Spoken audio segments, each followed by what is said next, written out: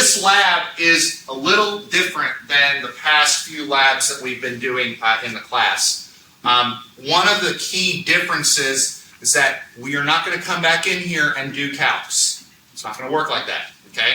This lab is different in that what you're going to do is you're going to collect data, and we're going to be out there like the whole time, okay? Because the longer you're out there, the more data you collect, the easier next week's going to be, okay? So what you're going to do at the very end, like all you're going to do is you're going to go out there and survey until we're about done. You're going to dump your data onto a flash drive. I'm going to post it to Teams so that everybody can access it. And then you're going to use that data between now and the end of Thanksgiving break to produce your topo drawing. Okay, that's how this is going to work. So there actually isn't a worksheet at the end with this lab. But let me go through the specifics. So what we're going to do is we're going to be using data collected from a survey using the total station to generate a topo of Buskirk Field. Okay, the handout there shows the outline of the region that you are to survey. Okay, this is way more detailed than what you're going to do. This is way more detailed than what you're going to do in your lab, but this gives you kind of an idea. We are going to be doing a resection. So your instrument setup, you're going to have to do a resection on any 3 points, doesn't matter which ones, and then you go. A couple key differences about the lab today. So today, you will probably set up the instrument once and not move, okay? And you're going to be turning left, right all over the place, and you're going to be taking measurements. You are not setting the horizontal angle to 0 today, okay? Because what you're going to do is perform the resection in order to establish the coordinates and orientation of the instrument and just leave it, okay? Because with that, you're going to be taking shots of the trees, sidewalk, topo, the utility poles, all that. And so the instrument orientation has to remain fixed so that you can get X, Y, and Z coordinates for all of the points, okay? A little bit different than previous labs. So one of the things we haven't worried about in previous labs is actually setting up a job inside the total station. We're going to be doing that today, okay? Because what you're going to do is you're going to use the total station's features to create a job, store that job, and then you're going to dump that job onto a flash drive. And what it's ultimately going to do is it's going to take all those measurements that you collected and it's going to spit them out in Excel, okay? That does not mean that you do not need to keep a log, okay? I would argue that your logbook is probably more important than any other lab because what you're going to need is good information on what points correspond to what, okay? So, for example, this is going to be kind of what your logbook looks like, okay? And I've put this table in the slides. This is also going to be like the only lab where I don't collect your field notes. These field notes aren't for me, they are for you, okay? The sketches that you make, they are not for me, they are for you, okay? So for example, when you shoot point number 4, you kind of need to know what point number 4 represents. What does point 27 represent? What does point 84 represent? Etc. Okay? Now, one of the ways that we're going to help with that is to use codes inside the total station. So for example, you can use the code SW for sidewalk, okay? And then not only will the total station code that point as a sidewalk, but when we import that into Civil 3D, Civil 3D will be able to recognize those codes as well and plot accordingly. So for example, one of the codes that we're going to use is tree, T-R-E-E for tree, okay?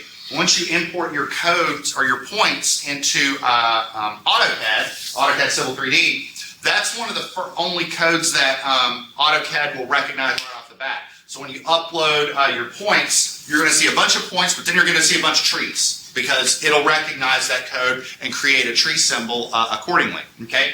Now, there is no right way to set this up.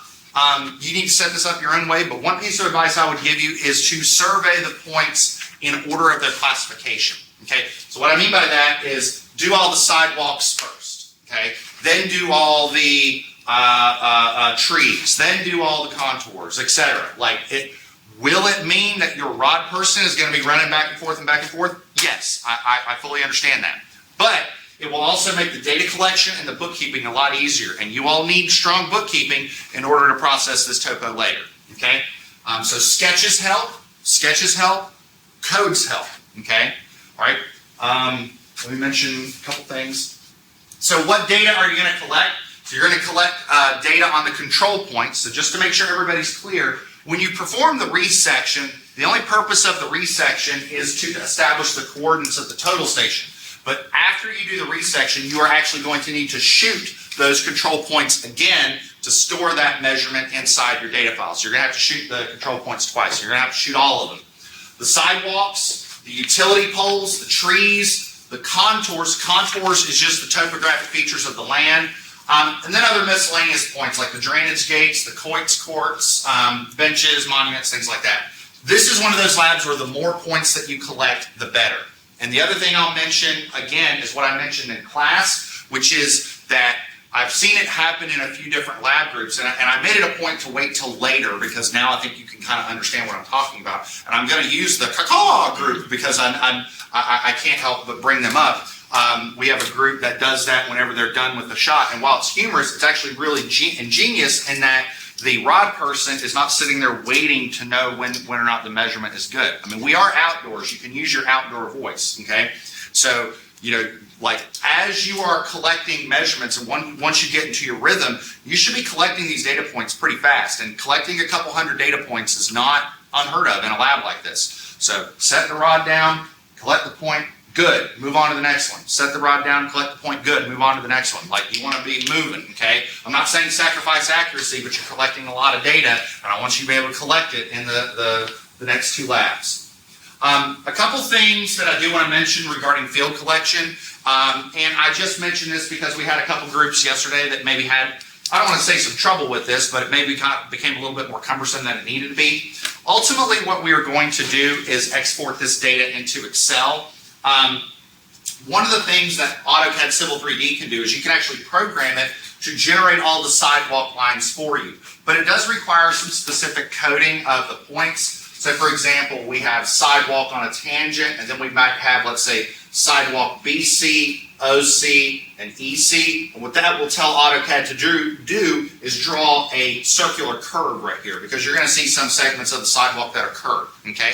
So if you code it properly, then it will draw it properly, okay? Now that being said, the other thing that's worth mentioning is you can just code everything as SW if you want as well. That's fine too. But again, what is most critical is that you are taking proper notes so that if you look at point number 7, what is point number 7? Draw it out, use a sketch, create notes, whatever you need to do to make sure that you all know what's going on. And to be clear, this is a lab where every person is generating a topo, not every group, okay? So if you have a group with 3 people, I'm getting 3 different submissions on this, okay? So you need to create notes that are not just clear for you, whoever your note person is, but the other people in your group need to understand what's going on too, okay? So this is where proper note taking is incredibly, incredibly important, okay? When it's all said and done, you're going to export the data to a flash drive. I've got a bunch of these flash drives with me. We don't need a lot of them because what I'm going to do is when this is all said and done, I'm going to dump this onto Microsoft Teams. I don't know if you all saw I made a post yesterday. So if you open that link, you'll already see all the Wednesday sections. And so there's a folder for each group. Now the way that the job works, when you have a different setup, you're going to have a different file. So if you set your total station up 2 or 3 times, you're going to have 2 or 3 different data files. And so I'll dump all of those data files into your job folder on Teams. That way everybody can access it at any time. Okay? Does that make sense? Anybody have any questions? Let's get to work.